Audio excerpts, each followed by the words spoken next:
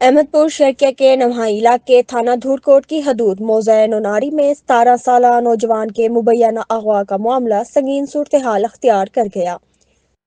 11 ماہ گزر جانے کے باوجود مغوی کے والد کی جانب سے دی گئی درخواست پر مقدمہ درج نہ ہونے پر متاثرہ خاندان شدید ذہنی اذیت میں مبتلا ہے۔ مغوی نوجوان کے والد خدا بخش نوناری نے میڈیا سے گفتگو میں بتایا کہ انہوں نے 22A کے تحت مقدمہ درج کروانے کے احکامات حاصل کیے، مگر اس کے باوجود مقامی پولیس کی جانب سے کوئی پیش رفت نہیں کی گئی۔ الٹا غلام رسول کی مدعیت میں ان کے خاندان کے خلاف ایک شادی شدہ خاتون کے اغوا کا مقدمہ درج کر دیا گیا، جس سے ان کی مشکلات مزید بڑھ گئی۔